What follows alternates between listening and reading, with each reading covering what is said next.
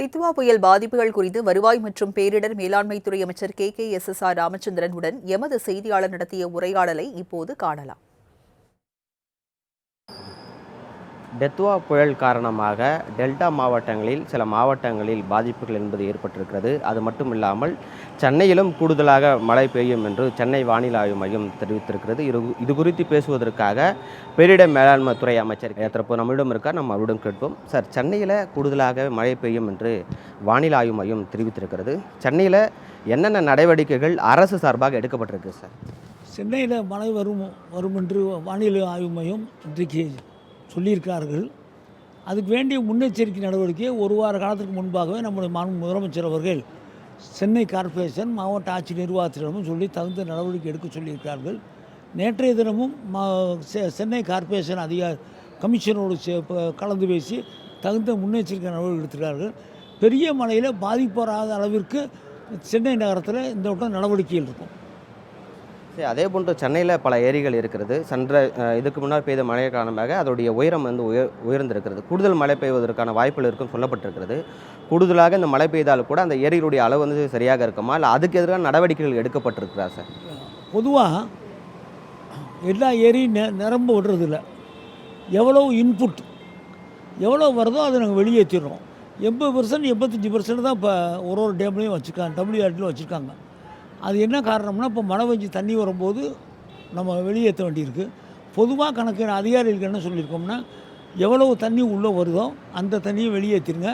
கொஞ்சம் டேம் கொஞ்சம் குறைச்சி வச்சுக்க, தண்ணியை அளவு குறைச்சி வச்சுக்கோங்க தான் எச்சரிக்கை பண்ணி வச்சுக்காங்க. ஒரு தடவை நடந்த தவறு மாதிரி எதிர்காலத்தில் வரக்கூடாது என்று நம்ம முதலமைச்சரோடு எச்சரிக்கையாக அதில் இருக்கிறார்கள். சார், அதே போன்று இங்கே சென்னையில் அதிகமாக மழை பெய்யும்னு சொல்லியிருக்காங்க. ஒருவேளை கூடுதலான வீரர்கள் வெளி மாவட்டங்களிலிருந்தோ இல்லை வெளி மாநிலங்களிலிருந்தோ சென்னைக்கு வருவதற்கான வாய்ப்புகள் இருக்கா, இல்லை யாராவது வந்திருக்கிறார்களா சார் சென்னை? ஏற்கனவே 26 சென்னையிலையும் விழுப்புரத்துலேயும் நம்ம நிப்பாட்டி வச்சுருக்கோம். இது காணாதுன்னு இன்னொரு 10 வேணும்னு கேட்டிருக்கோம். அவங்க விமானத்தில் வந்திருக்காங்க. வேறு இங்கே மீட்பு பணிகளுக்கு கடலோர காவல் படையிலும் கேட்டிருக்கோம். அதே மாதிரி ஹெலிகாப்டர் வேணும்னு கேட்டிருக்கோம்.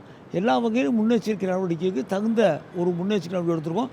நாம் பயப்படுகிற அளவுக்கு சென்னை மாநகரத்தில் இந்த தடவை இருக்காது சார். அதே போன்று பொதுமக்களுக்கு ஏதாவது அந்த உதவிகள் ஏற்பட்டாலும் கூட ஒவ்வொரு ஆண்டும் அந்த நம்பர் நம்ம டிஸ்பிளே பண்ணுவோம். இந்த ஆண்டு அது நம்பர்கள் பொதுமக்களுக்காக கொடுக்கப்பட்டிருக்குதா சார்? இல்லை, உதவி இல்லை. இப்போ தானே மழை நாளைக்கு தானே பெய்யும்னு நினைக்கிறோம். அது மிகப்பெரிய பாதிப்பு வருகிற நேரத்தில் தான் முதலமைச்சர் முடிவெடுப்பார்கள். அன்றாடமும் நடக்கிற நிகழ்வுகளுக்கு அதில் முதலமைச்சர் முடிவெடுக்க, அதையும் முதலமைச்சர் தான் முடிவெடுக்க வேண்டும். மிகப்பெரிய பாதிப்பு இருக்கிறது. 10 நாளைக்கு வேலைக்கு போக முடியாமல் இருக்கிறார்கள்.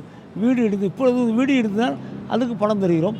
இப்படி பாதிப்பு வருகிற நேரத்தில் அதுக்குரிய அரசாங்கம் நிர்ணயிக்கிற தொகை இருக்கிறது, அதை கொடுக்குறார்கள். அதை தாண்டி மிகப்பெரிய பாதிப்பு வருகிற நேரத்தில் முதலமைச்சர் அவர்கள் தகுந்த உதவிகளை செய்வார்கள். டெல்டா மாவட்டங்களில் தஞ்சை, அதே மாதிரி ராமேஸ்வரம், மயிலாடுதுறைகளில் கூடுதலாக மழை பெய்திருக்கிறது.